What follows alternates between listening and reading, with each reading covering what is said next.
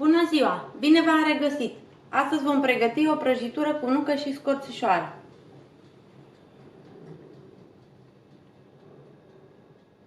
Pentru aluat folosim 300 de grame de făină, 200 de grame de zahăr, 4 ouă, 300 de grame de smântână, 150 de grame de unt moale, o esență de vanilie, 2 plicuri cu zahăr vanilat, o linguriță praf de copt, o linguriță bicarbonat de sodiu și un vârf de linguriță cu sare. Pentru umplutură avem nevoie de 200 de grame de zahăr brun, 150 de grame de nuci măcinate, 2 lingurițe cu scorțișoară, 40 de grame de făină și 50 de grame de unt moale. Amestecăm făina cu praful de copt, bicarbonatul și sarea.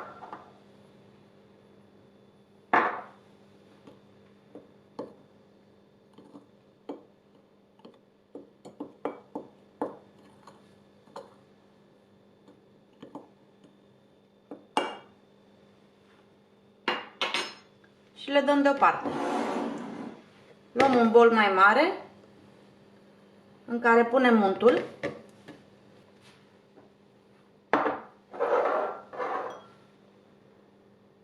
Peste unt adăugăm zahărul vanilat.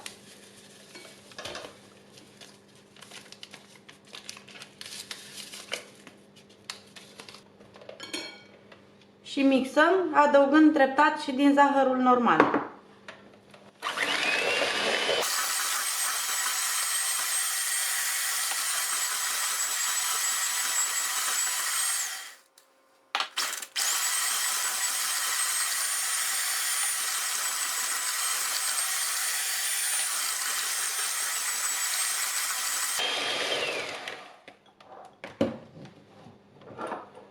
Punem și esența de vanilie.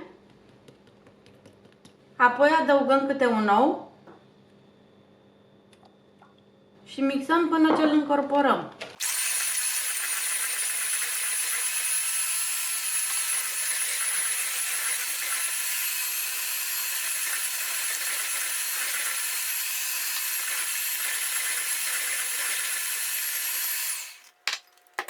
După ce am terminat de incorporat ouăle, adăugăm un sfert din smântână, mixăm, apoi un sfert din făină,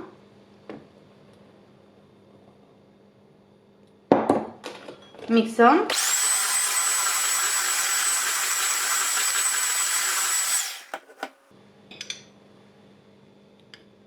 mai adăugăm jumătate din cantitatea rămasă de smântână,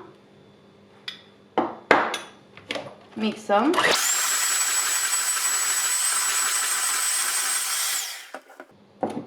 făină, tot așa jumătate, continuăm să mixăm,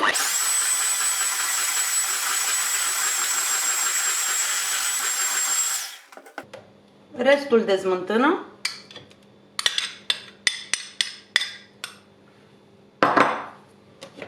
mixăm,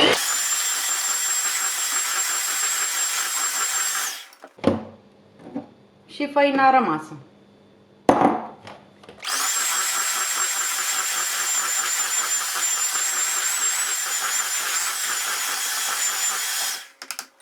Am incorporat toate ingredientele pentru aluat. Acum ne ocupăm de cremă. Peste zahăr punem nuca, scorțișoara și făina. Apoi amestecăm.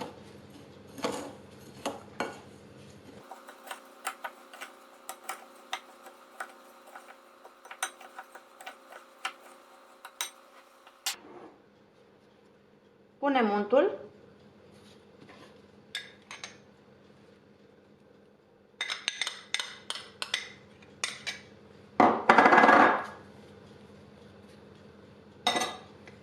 Și amestecăm cu mâna.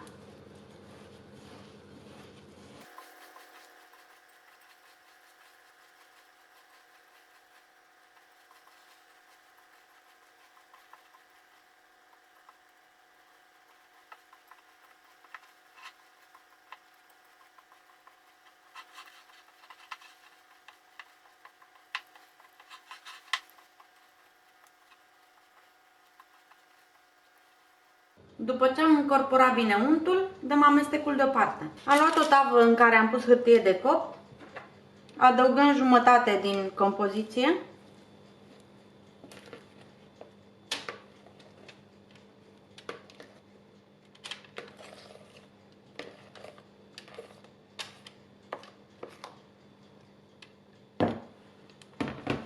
Distribuim uniform.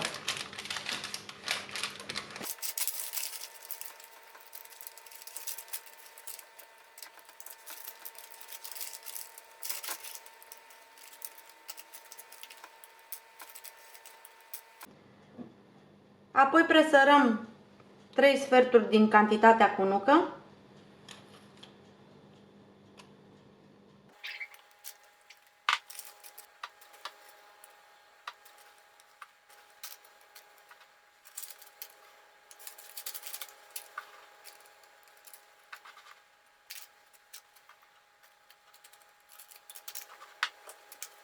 Apoi punem restul de aluat.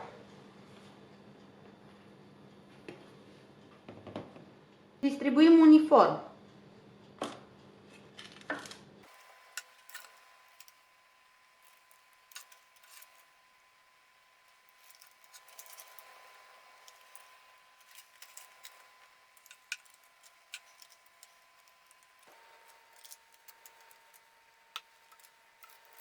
Apoi presărăm pe deasupra restul din compoziția cu nucă. Luăm tava și o băgăm la cuptorul preîncălzit la 180 de grade. După 50 de minute, scoatem prăjitura de la cuptor.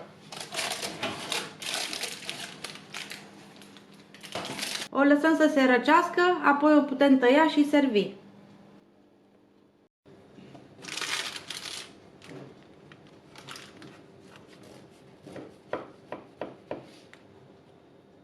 Vă mulțumesc că ați urmărit acest videoclip alături de mine.